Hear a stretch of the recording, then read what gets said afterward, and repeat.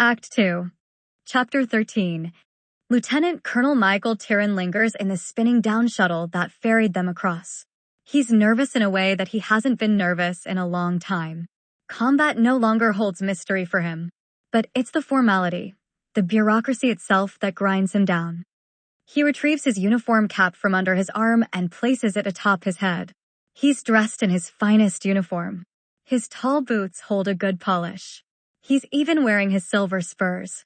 Tyran stands and ducks down the shuttle's hatch to disembark and stands tall aboard the Wolf's Claws embarkation deck.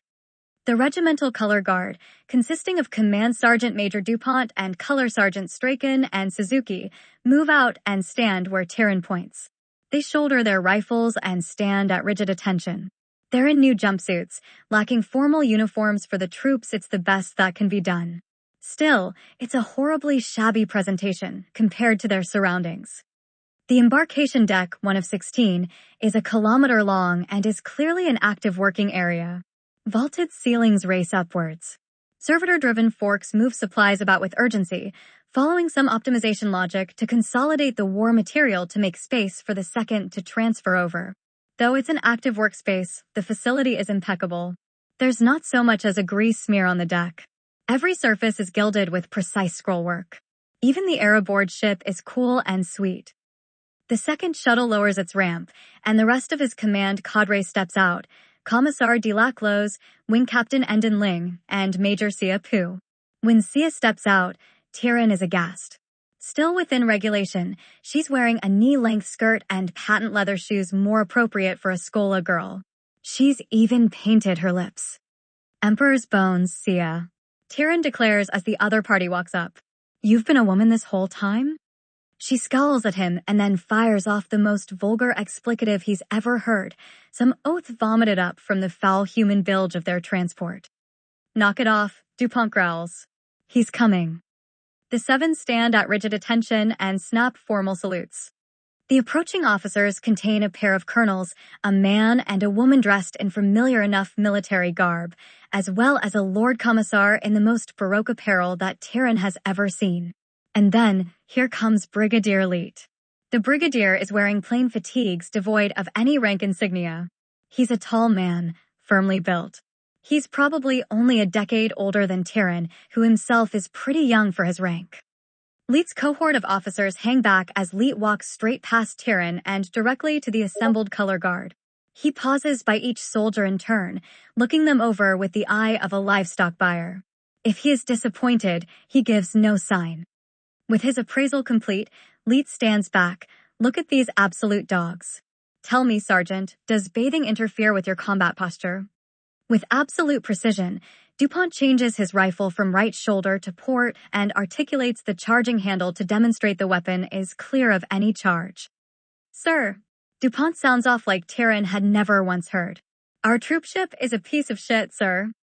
Leet continues without a moment's hesitation. The Navy's accommodations are not up to the standards of the Astra Militarum? Leet frowns. Why? I should launch a formal inquiry. Truly? Do you need instruction in bathing? You could have at least tried for today. Sir, DuPont sounds off. A fine idea. Thank you, sir. Leet slaps the rifle from DuPont's hands to inspect the weapon. It's an obscure model of Lost rifle, but that doesn't slow the Brigadier in the least. Leet turns the weapon in his hands to inspect the sight aperture like he'd been born to it.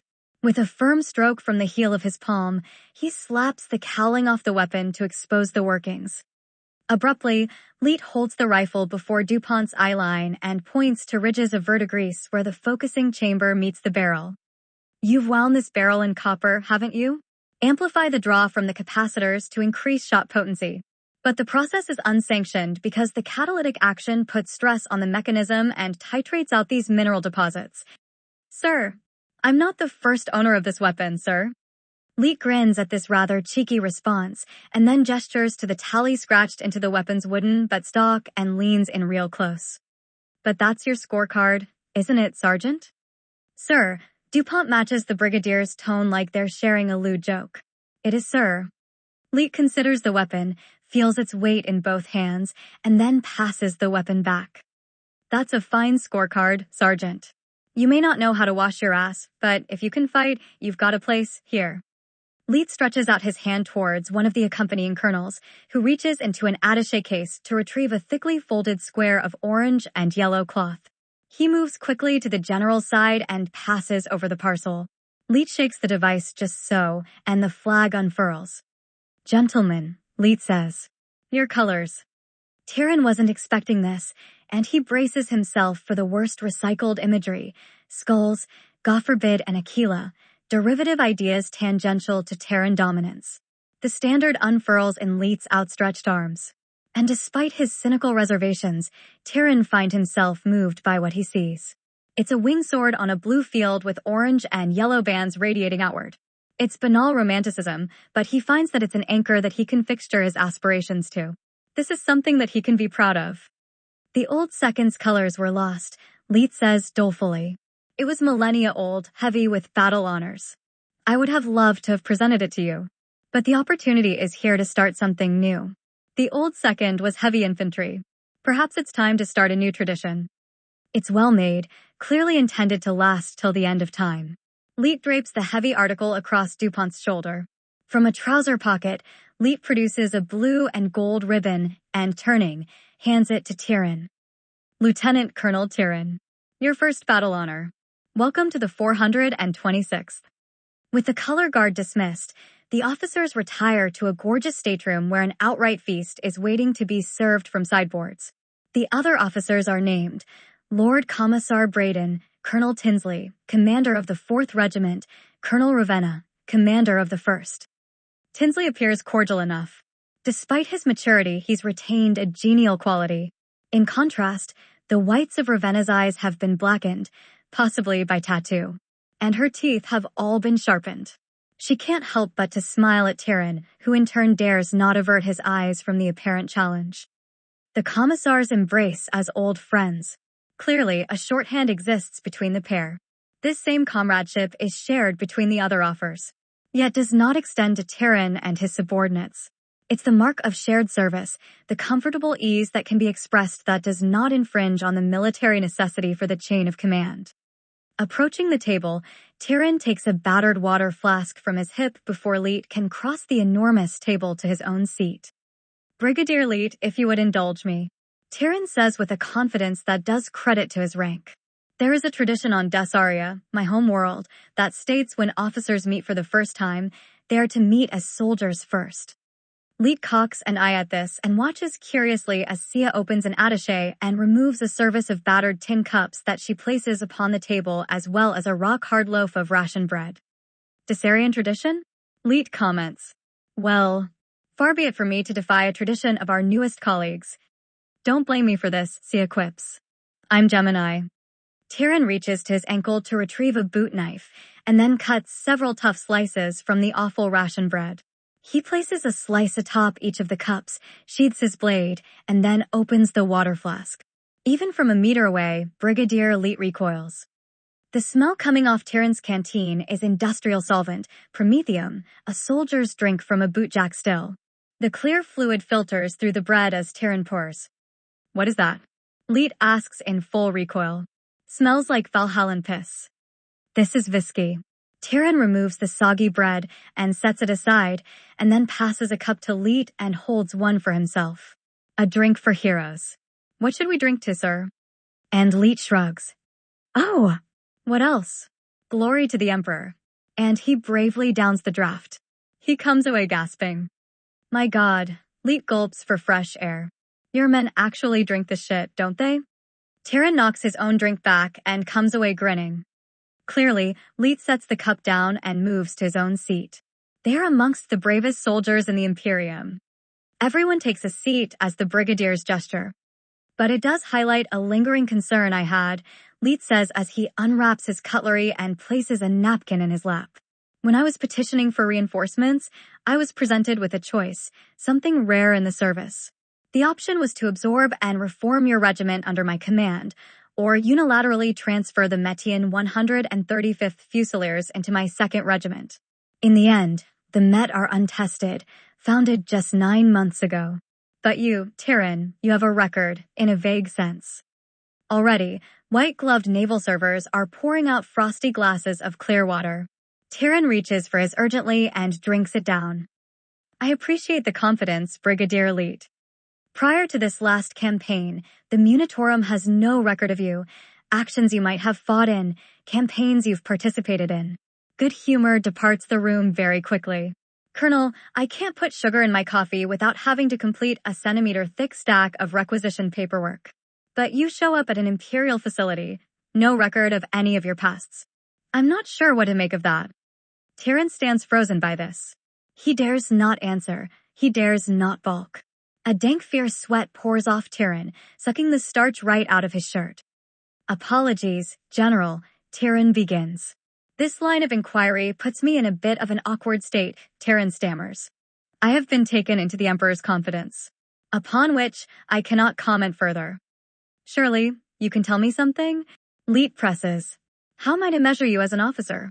Quality of liver aside, of course. Lord Commissar Braden clears his throat as the first course is served. It's a fruit dish slathered in a sugared cream that looks irresistible. It's been so long since Tyrion has had fruit he knows it will give him the gripes. Major Pooh seems ecstatic at the dish.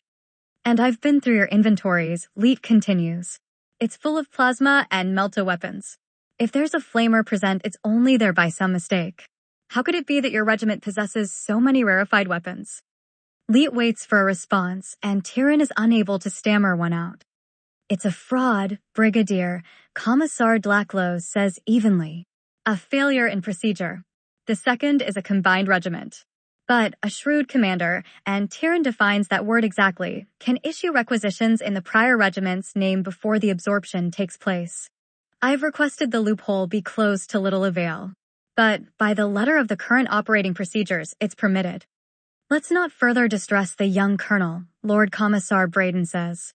I've reviewed the matter with Commissar Dlaklos to the limits of my own authority, which is not insubstantial. Prior affairs are concluded and will remain nameless. As concerns the Munitorum, and as concerns you, Leet, they exist here in good standing. That the nature of their prior service is shielded from us is irrelevant to your venal curiosity. Leet grimaces at this, but relents with his palms outwards. Well then, Leet dismisses the tension in the room and continues. So, you're Dessarian? I've never heard of the place. Tyrion takes a bite, chews thoughtfully, and then swallows quickly before speaking. Dessaria. The irony of Nicaea. You know about Nicaea? With so many high-profile ships moving through the warp, a new route was revealed. An expeditionary fleet was dispatched and sent along an incredibly long and twisting warp path, at the end of which is Dessaria. Rather, at the end of which is only Dessaria. Tyrion pauses to dab at his face with his napkin. There is nothing there, but he wishes to convey his good manners. A modest colony was established, and my forebearers were installed. I haven't been there in quite some time, of course. But when I left, it was halfways between a feudal world and an agri-world, limited industry. They export a dozen or so regiments of cavalry every year. Maybe a couple regiments of rifles if we can get the critical components imported. And Brigadier, may I ask, where are you from? From? Leet looks up from his dish in surprise. Well, I'm from here. I was born on the ship. As Mr. Ling is subordinated to your command, my situation is the reverse. The 426th is subordinated to this ship. That's an interesting arrangement. Sia comments and continues right on eating. Leet shrugs at this. He's not known it any other way. The Imperium runs on exception. Some ancient boundary of allegiance. Our fleet's admiral also bears the title of Imperial Commander, but that's mostly a sinecure. What would be more interesting still is if we all originated from a single planet. A lot of the men were born in the lower decks, though not all of them. Colonel Tinsley's great-grandfather was the captain of one of our sister ships, Pax Heart. The first course is cleared with Tyrion having only eaten that one bite, and the second course appears.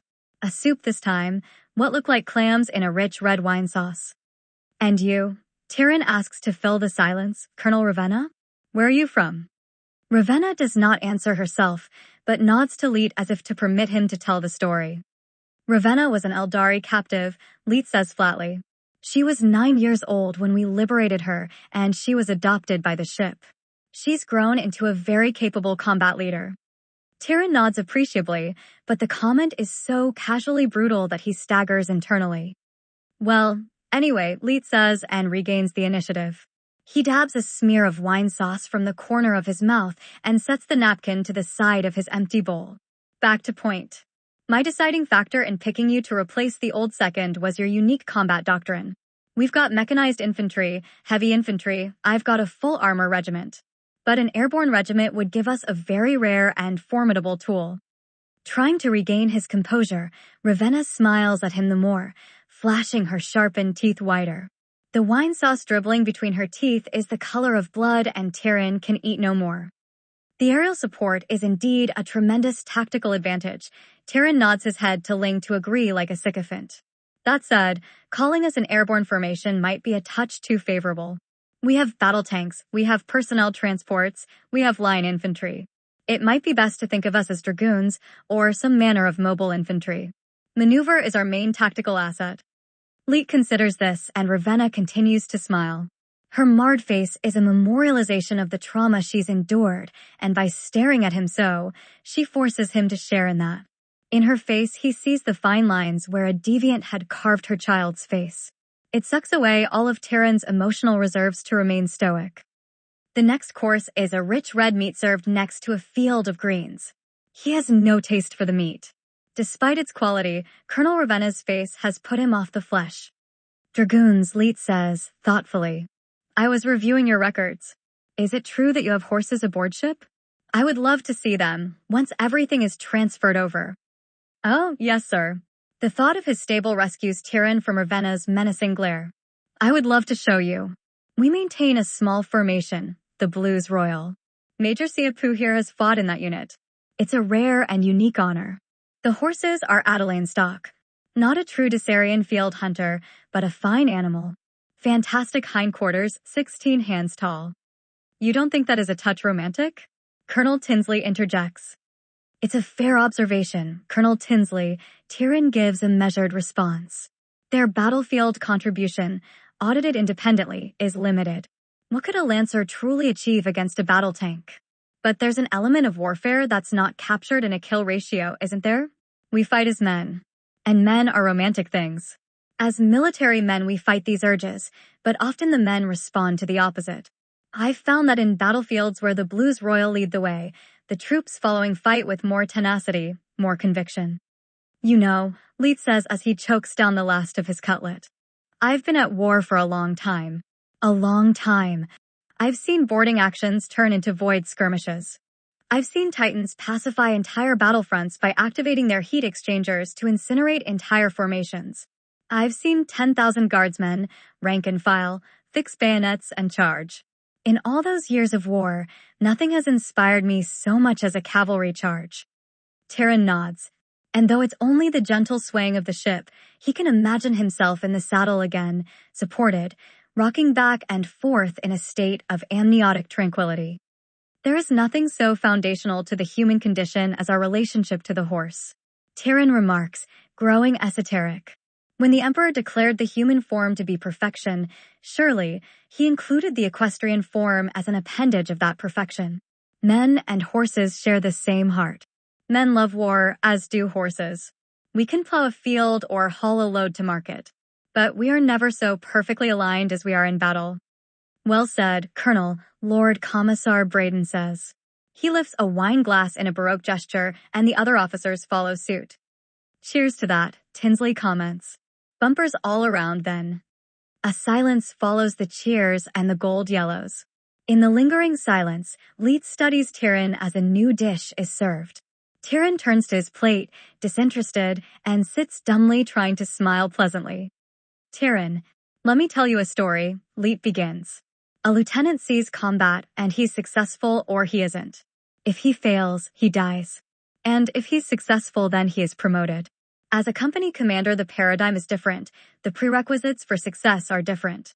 So he sees combat again. He's successful or he isn't. And on, rank after rank. In the service, you would think that reward and merit are disconnected, but it's the shifting nature of success. A terrible general might have been an intrepid colonel. The shame of it is that so few generals die, so the fools remain in place where a shabby captain would simply be killed and be done with it. The fact remains that you do not know how an untested officer will perform until you test him. Yes, Tyrion sits there like a scolded schoolboy. Yes, sir. The ideal officer, Leet continues, at least in my mind, is one who is capable in their role, yet remains aware of their limitations so they can avoid calamity. In short, I am looking for the sort of officer who would say no to a promotion. A rather important disqualifier, don't you think? Would you say no to a promotion, Brigadier? Major Pooh says, swirling a glass of wine to inspect its legs. Leet beams back, utterly transparent. Are you offering me one, Major Pooh? And Sia smiles slightly before furtively hiding her face behind a glass. But Tyrion, within my division I have an extremely capable officers' corps. One of the prime issues of being a fleet-based division is that the opportunities for promotion are few and far between because we don't export regiments like a planet might. I've got some majors that should have their own regiments, colonels that should be generals. Your combat doctrine is foreign to us, so this close to engagement I don't want to interfere. But if you need experienced officers, I have them. I think we can manage, Tyrion forces himself to say, but it feels only half confident. The very asking and consideration unveils a tidal spring of insecurity. Well, good. So that's settled then. Leet leans in and sticks a finger out at Tyrion. I am reinforcing you. The aforementioned Metian Fusiliers are going to be folded into your command, along with a supplementary draft of 500 Arskan guardsmen. There's an officer cadre in that number. Though they're without experience, they're fit, they're trained, and they're equipped. This should bring the size of your command up to about 2,500 soldiers. Tyrion nods. That will more than double the size of his command structure and the commensurate burden on his officers' corps.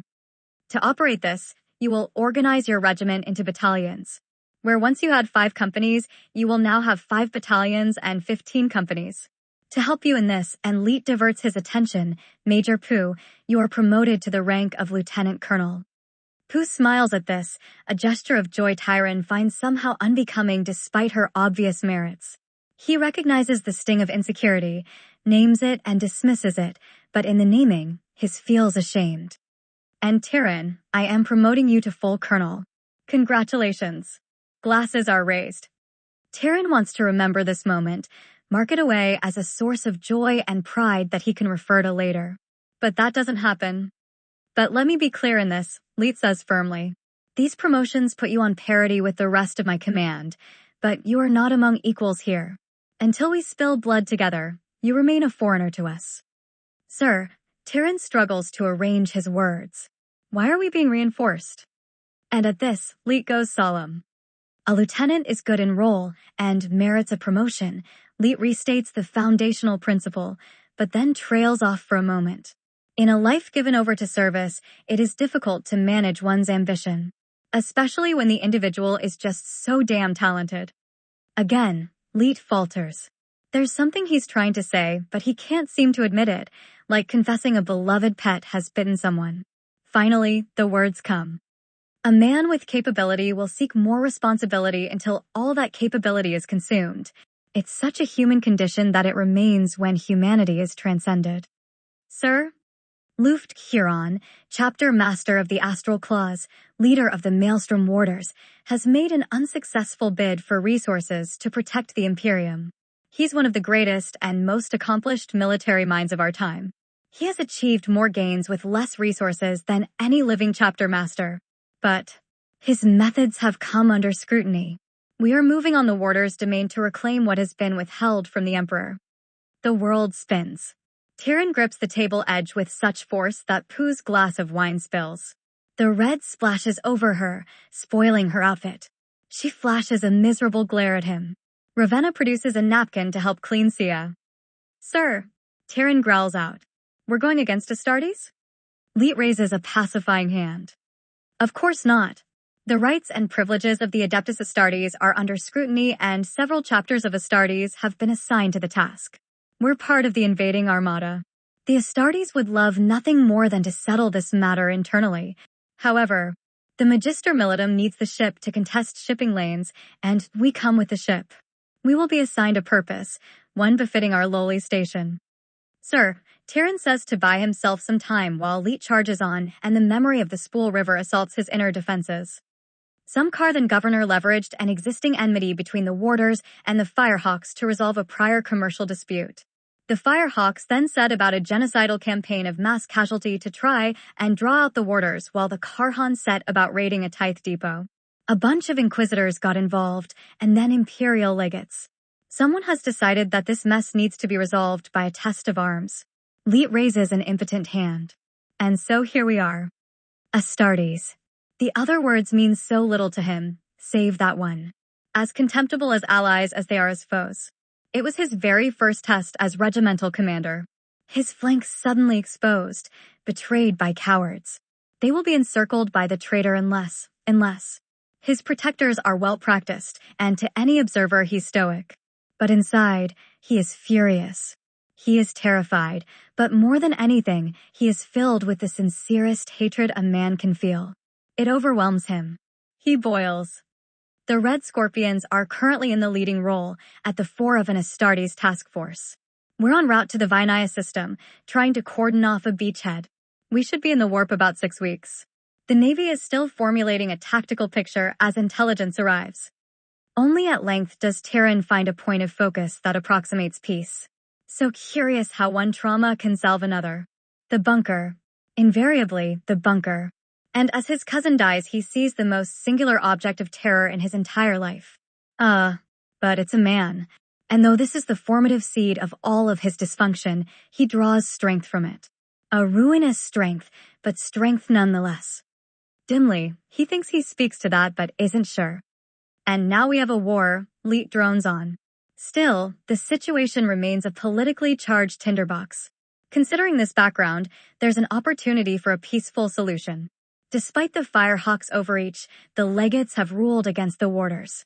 So, here we are, to enforce a satisfaction of honor that we are not privy to. All eyes hang on Tyrion, awaiting the expected response. Moving back to the shuttle, Tyrion convulses, shaking his head violently, then jerks upright, ramrod straight and stone sober. He studies Sia to gauge the termination of dinner. She seems happy, so he suppresses the thoughts of social worry. He focuses on the next series of problems as the pair walks through the magnificent ship. He draws strength in the practical details.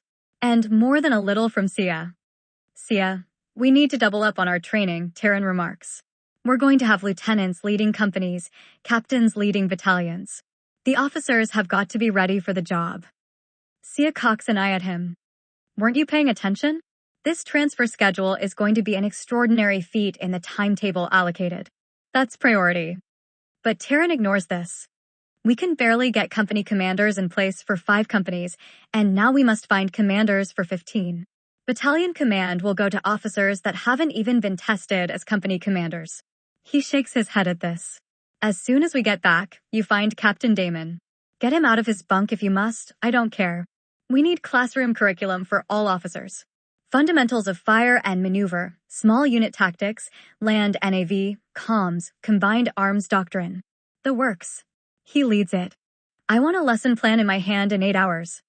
Sia nods, smiling to herself, and Tyrion goes on. With all those new recruits, we're going to be diluting the average veterancy of our enlisted men to basically 0, Tyrion contemplates aloud. We will need to scrounge up some new jumpsuits. Don't forget. Sia. Focus. Once we transfer, top priority for the troops goes to physical conditioning and marksmanship. Let's put DuPont in charge of that. Give him a free hand. I want them put through the ringer. It'll give the old salt something to do. Sia, those officers you've been grooming, are they ready for company command? Yes, of course, Sia nods. I've seen to that personally. He stops, put off by her cheerful attitude. Somehow it feels flippant. What are you looking so smug about, Sia? Command and control of a force that large, 2,500 men, is going to be a monstrous ordeal. We have got to take all steps to ensure victory, and we have only 6 weeks to do it. How are you not worried about this? Nothing to be done for it, Mike. Trust your NCOs. Sia shrugs, but then her face cracks into mirth. Besides, what have I got to worry about? I just got promoted. She starts crackling with laughter. He hadn't been counting her drinks, but she couldn't be drunk. Sia had been at the Spool River too.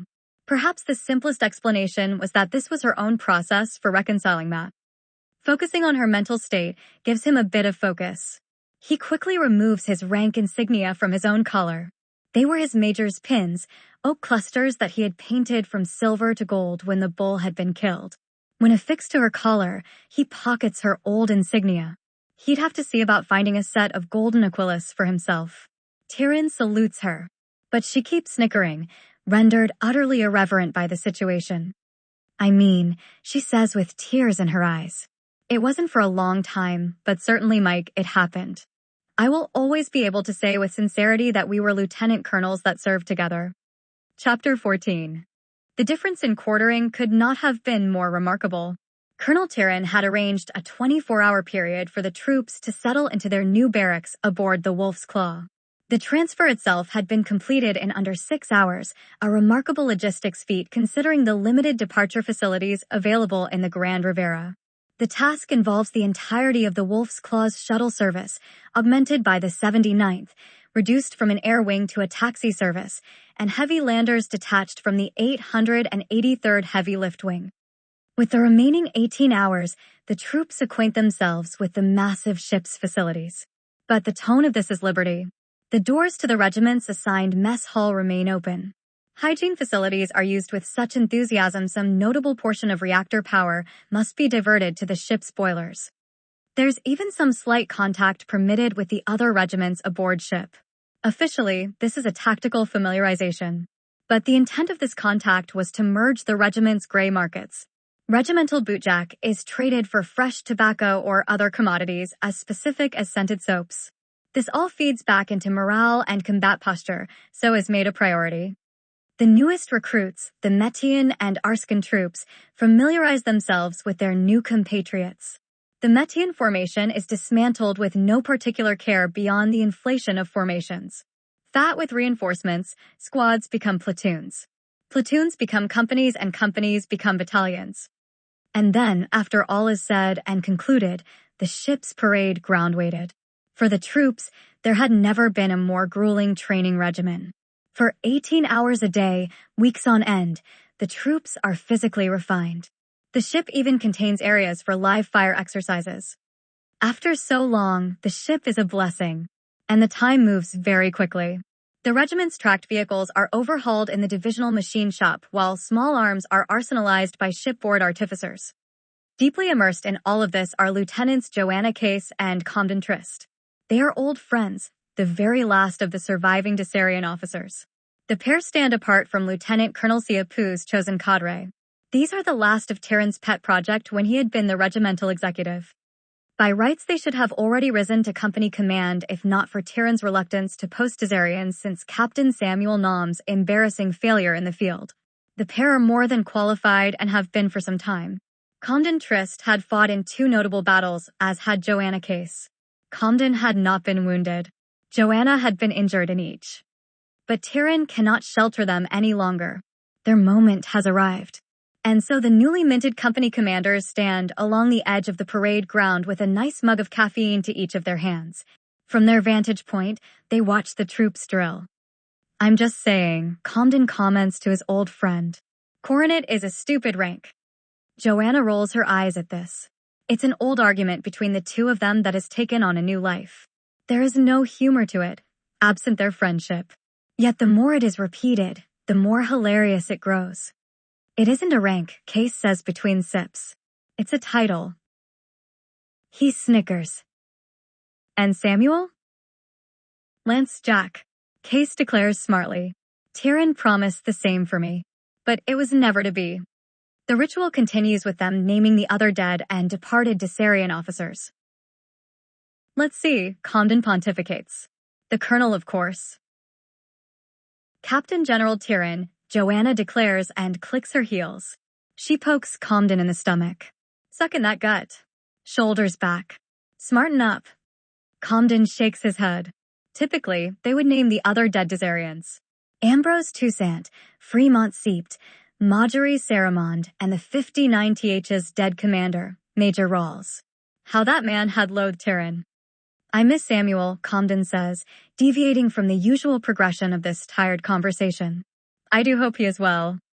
The departure from their usual script is noted and makes Case uncomfortable. In the awkwardness, they drink caffeine in silence and listen to the cadence calls of the troops running the perimeter of the parade ground. During the Roll Tide offensive, Samuel Nom had jumped, dropped, and then achieved his Skull Taker in 3 successive battles. Months later, Nom's command had suffered horrific casualties, the worst disaster in the regiment's record. The reminiscing distresses Joanna. None were sure what had happened. Nothing was ever said again. No one brought him up in front of Tyrion. It was only whispered about in terms of how or why, the broadest, most oblique construction. Samuel Nom had abandoned his command. Tyrion had called for a debriefing. And Nom, himself a Dessarian veteran of the Household Guard, a company commander, and a Skull Taker, had never been seen again. Most spoke of transfer. A few whispered of desertion. The most convenient term to absorb the officer's discomfort was that he was cashiered out, a vague term of indeterminate meaning, equally punitive and merciful. Unlike Comden, Case was also a veteran of the Dessarian Household Guard. She'd come of age as Tyrion's squire and knew him better than any other. Without the aid of facts, she knew the truth of it. Still, there was no value in disabusing Comden of his delusion. Another drill platoon passes by their observation point, their cadence call echoing before them long before the platoon appears, running at pace with heavy packs.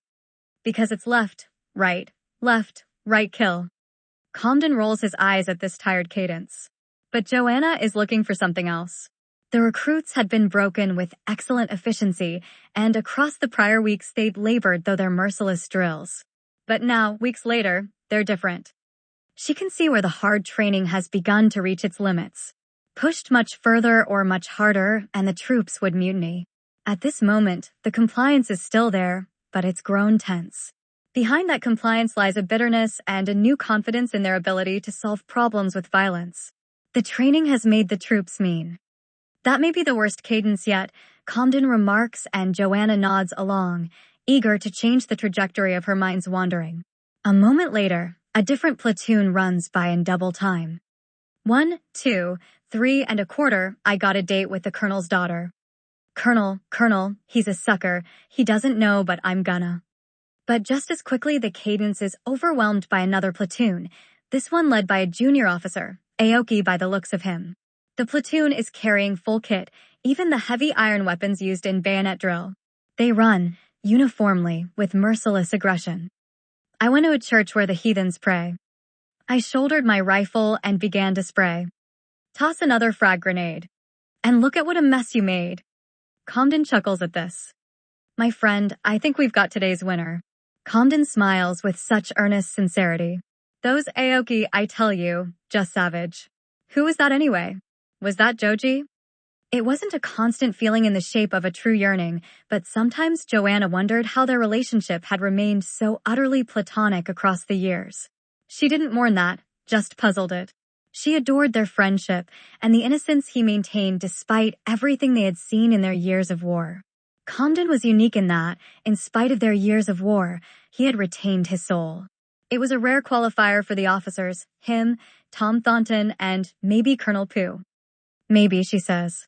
They were running so fast she couldn't get a good picture. Fun little ditty, though. Think you could beat that? Are you serious, Comden? And Joanna can only laugh. You think I can't top that? Yeah, Comden levies a mock challenge. Yeah, I'd like to see you try. Well, hold on to your lunch there, little buddy. Comden rolls his eyes at her, like Dessarian territorial militia had anything on the Household Guard. Don't say I didn't warn you. Beginning, she fumbles a little. Up in the morning to the rising sun. And for a moment she's lost the meter. Black gunship rolling down the track. She struggles to complete that first verse, and then of a single second it all comes back to her, the songs of her childhood. Rebs in the open, seeding hay. Then the gunship starts to spray. Looks like we just saved the day. Those boys won't rise up today. See Grandma walking with a stick. We waste the young, the lame, the sick. All our kills count as legit. Black ordnance don't give a shit. Gunship flying in the roasting sun. Killing rebels is so much fun. Get that body count, my son. Got one pregnant. It's a 2-for-1. Gather kids as you cruise over town. By throwing candy on the ground. Waste them when they gather round. That's how we just saved the town. 16 kids in a free fire zone. Books under arms and skipping home. Last in line goes home alone. They're all enemy when the bombs explode. Stop. Comden exclaims suddenly. Joanna, just stop. What the absolute hell was that? He says this with a vociferous energy that startles her. He's visibly repulsed by what he's just heard, looking green around the gills like he might actually vomit. What? Joanna asks, more confused than worried. I warned you. But Comden doesn't respond. He breathes quietly, looking far away and angry. Looking around, Joanna notes that Commissar Delaclos has appeared. In his presence, Comden composes himself very quickly. Hello, Commissar. How are you today? Joanna asks, urgently trying to match Comden's geniality. Lieutenants, he says, casually watching the training taking place. It's a display of ennui, or perhaps even outright boredom. Directly, another platoon races by, their impotent cadence broken up by the clatter of boots. What about you, Commissar? Joanna asks. Any good cadence calls from your time at the Scola, or perhaps even outright boredom? Directly, another platoon races by, their impotent cadence broken up by the clatter of boots. He's quiet for a long time, but she can see plainly that there is some commotion behind his eyes. No, he says. Just hymns. And beatings. And executions. Ours is the realm of fire and maneuver, Captain Lucas Damon states, and pushes his spectacles up the bridge of his nose before turning his back to the auditorium to work the board. Through all phases of an engagement, we maintain contact with the enemy. We apply pressure from as many different angles of attack as possible. We turn flanks. We close ground. We envelop and destroy. He's drawn for the class an inverted triangle, with arrows pointing inwards. This is the way he had been instructed at the Advanced Tactics School, Omega Prime on Armageddon. The lecture is an exact recreation of one he had sat through some years ago. The map he's drawn is the correct and proper way for three-sided tactical envelopment to be drawn, but his audience doesn't know this. Without appropriate context upon which to make an inference, it's just gibberish. The class is becoming frustrated and confused while Damon is growing irritable at their lack of comprehension. He sets the large stylus down and addresses the class directly. Let's start over with a different approach. In a firefight, the cadence of events is as important to us as it is to our opponent. Yes? Can we agree on that? Controlling the initiative of events is our bread and butter. Why is that? Dead-eyed faces stare back at him. He tries a different direction. Okay then. Statistical analysis reveals that a typical engagement contains approximately 2.5 firing opportunities. So, what does that mean? Let's get back to reality and establish the line of advance here. Damon clears the slate and then draws a horizontal line across the board with the stylus. And for the sake of completeness, let's say the enemy is defilated behind this position here. Imagining a ruined building, he draws first a rectangle, and then a star behind that line to place the enemy in cover. So, the first opportunity to fire is the moment of encounter, when the enemy is first presented. Opposing forces settle into cover, get organized, and set up. The second firing opportunity broadly occurs in the engagement phase, where the forces truly commit and battle is joined. The next opportunity is fractional. Of course, the reality is that we must deal in discrete terms, so we must consider two different outcomes depending on if we round this up or down. In the back, an officer yawns, quite loudly. Damon cannot see the man's face. Probably for the best, for then he would have to do something, and he doesn't know what he would do. In the event that we round down, that third firing opportunity did not present itself by the conclusion of the engagement. What this translates to is defeat. In the event that we round up, the fight is concluded with a final firing opportunity. This can be conceptualized as the third firing opportunity. It's a zero-sum game. The victor maneuvers into a position where they can fire and the opponent cannot. It is just that simple. More fire opportunities correlate to victory. Though his words still aren't getting through, he can only continue.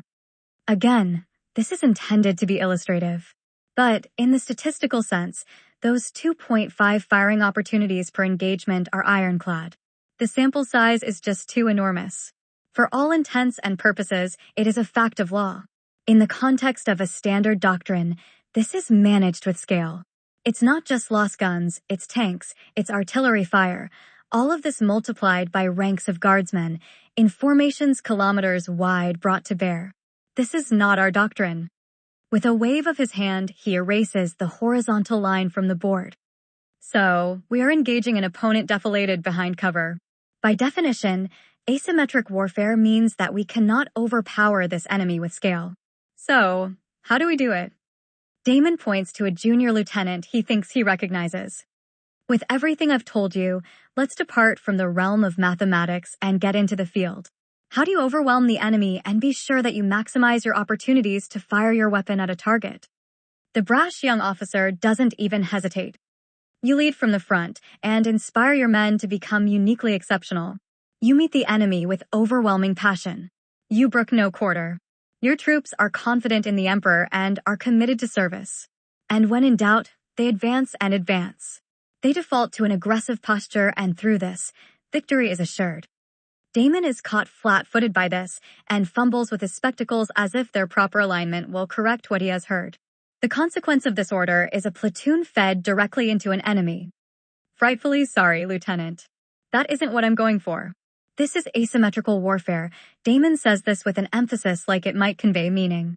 We bring as much contact to the enemy as possible, maximizing points of engagement with the fluidity provided by fire and maneuver. Damon places the stylus approximately where the horizontal line had been drawn, but what he draws is a short line on a bias, the bottom left leg of an inverted triangle. Part 1, Mechanized Infantry. Damon pauses here and draws the second vertex, the bottom right leg. Part 2, Heavy Armor. He contemplates this and turns back to the class. These two distinct forces are complementary. They attack from a posture of mutual support. The infantry engages the enemy and screens the vehicles while the vehicles lend supporting firepower and provide cover for the troops. This mutual support is what is meant by combined arms. At this, he draws the final vertex, the horizontal line above the defilade that connects the two legs. And Part 3, Vertical Envelopment. As you can see here, the aforementioned defilade is invalidated. Through maneuver, we have sufficiently changed the paradigm. The enemy is presented with 3 credible threats from different enough angles of attack that we invalidate cover. From the faceless back of the class, someone shouts, "Hey Professor, how well did that work for you at the Spool River?" Aghast, Damon turns his back to the class to hide his reddening face. He clenches his fist so tightly the stylus snaps in his hand. He tries to think of the correct retort. He tells himself that he is too refined to rage at the officer. But why should he be? Of course they are junior to him, only Tyrion and Pooh outrank him and they aren't here. He chokes on this rage, rendered impotent by the wrath he prepares to unleash because he knows the nameless officer is correct and he is unworthy of such outrage. But before he can think of a way to unwind himself from this, another voice lightens through the auditorium. "Captain Damon, if you please." Turning, he sees Judith Lords, standing alone in the farthest corner. A certain glow plays about her golden hair. As the audience turns to regard her, a calm sweeps through the audience. And a particular transference of credibility takes place. If she can find value in this, so too must they. This manner of engagement that you describe must occur at variable ranges, Lords queries. For example, a Leman Russ cannon would not engage at the same range as airmobile troops, would they? Damon straightens, quickly, quite overcome with an unnatural confidence, and begins adding that dimension to his presentation. Quite right, he continues, without further interruption. Of the regiment, the Snake Eaters were the last unit to transfer over. And so, they received the least choice, the most inconveniently located billet. Indeed, the ship is gorgeous. It is maintained to the highest standard, up to and including this tucked-away barracks. But all ships have a bilge. And this is where the rats live. Socked away, the Snake Eaters begin working at the walls, chasing down errant drafts, and testing fixturing points. They hadn't even set their bunks to order when Alcoa found a bolt that twisted free beneath his prosthetic fingers. A whole section of plating comes away, and oh so many doors open to them all at once. As a body, the Snake Eaters begin moving through the ship's internal voids, crawling through a superstructure where men were never planned to move. The enormous ship opens up like a tomb and spills forth such incredible riches.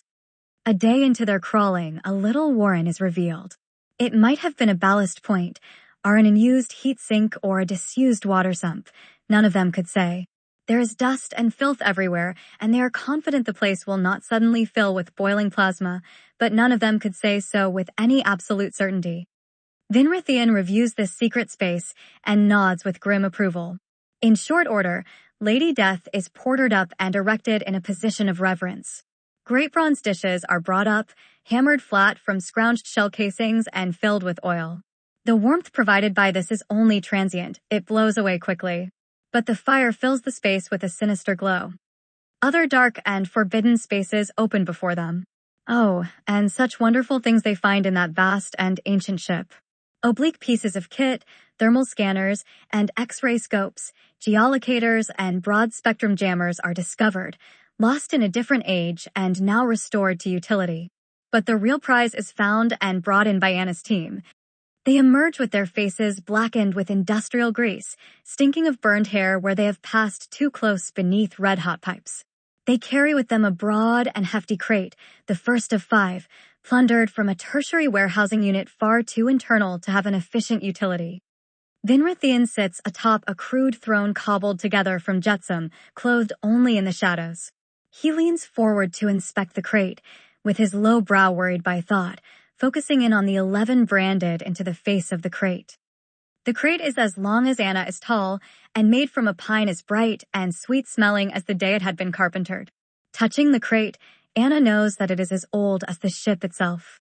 It simply radiates temporal weight.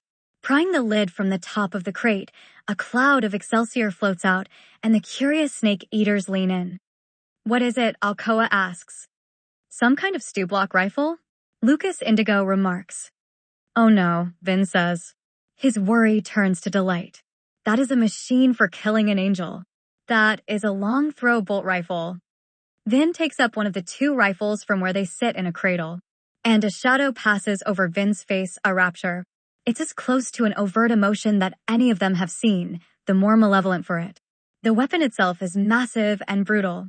A majority of the weapon is given over to its enormous barrel, black metal shifting through the spectrum in an oily sheen atop black gunmetal that moves through the color spectrum as the helixical barrel twists. "There's no ammunition," Alcoa remarks as Indigo bends to take up the second rifle. Indigo is as fit and firm as any of them, but he strains as he takes up the second weapon in the crate. Every centimeter of his strength must be mustered to take up the rifle.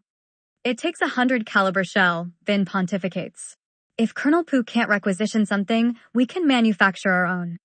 Anna touches the ebony stock. Ideas begin to flow through her. 2 per crate, 3 crates. They'd have to merge with one of the other flights, but there still won't be enough of them for a squad. But it's enough for a kill team. Those coarse and miserable days slip away. To remain perpetually at the apex of this violent training regimen is impossible to fathom. Yet just as vile is the impending apocalypse approaching as each day expires. During their day cycle, Crespin will train with his company. And at what passes for night, he will collapse exhausted into his bunk, alone or not, too tired to do anything more than sleep fitfully for a few hours before doing it again and again. The routine is dehumanizing. Every day is the same as the one prior, except worse. And before long, they are mindless automatons girded for war, and then much, much worse. With Lambrecht's platoon effectively decimated, the majority of the now company-sized formation has seen no action. In fact, most of his subordinate sergeants were from his squad. They are unequal to the task. And he knows that he is unworthy of his billet. With every formation inflated, Crespin is fulfilling the color sergeant's role, though he won't be promoted again until seeing combat next. Of the 300 Xandu conscripts, his kinsmen, 180 saw combat against the Xenos. And of those, 75 were killed outright, collecting 35 kills in exchange. Amongst the survivors, Xandu and otherwise, the war names have begun to appear on helmets.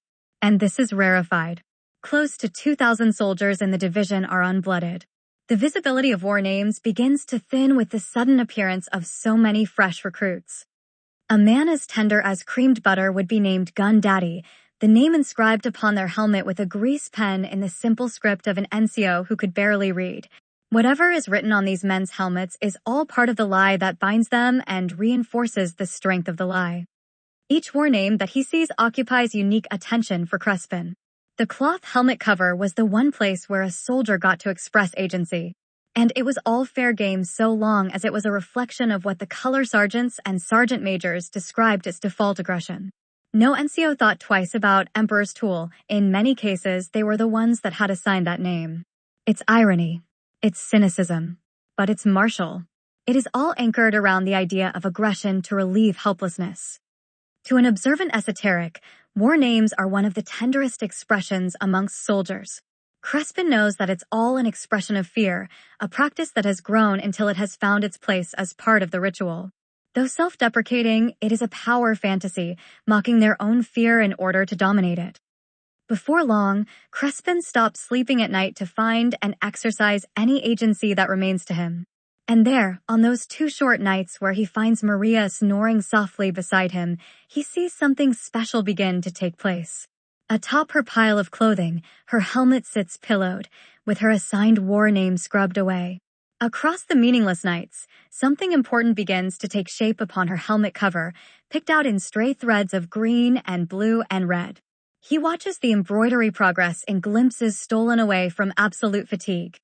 Cast in the same impulse of a war name, yet expressing utterly divergent attitudes, this art captures his full attention and challenges every assumption he's ever made. The artwork blooming across Maria's helmet depicts a conflicting perspective.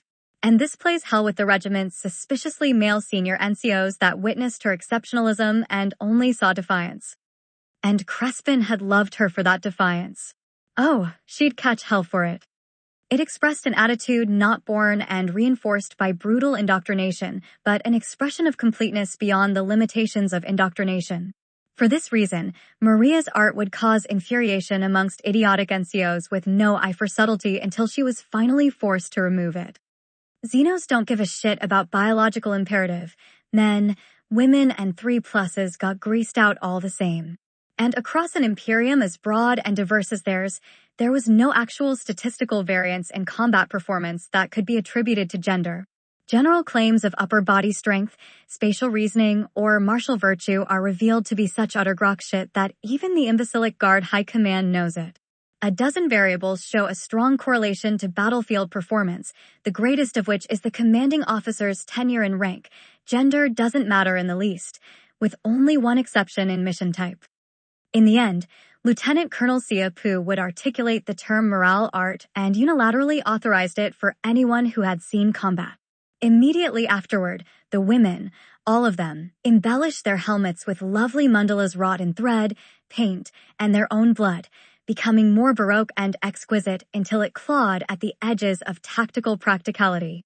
They all do it, every last one, an insane gesture against pain, desperation to regain agency. At last, he understands. Nobody experienced combat without finding a way to reconcile it.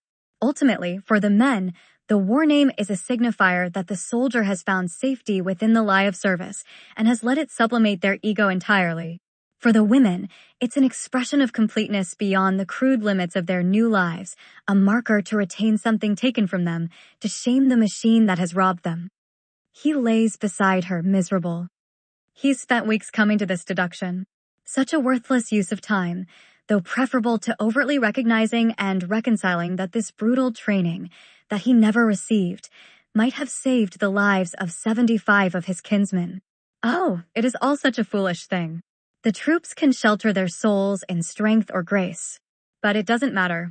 When they drop, they will all die. He studies the shadowy veil running down Maria's back, terrified of what is coming. And yet, the strength of his inner life renders him invulnerable to self-delusion. He turns away from her. He'd thought she was special.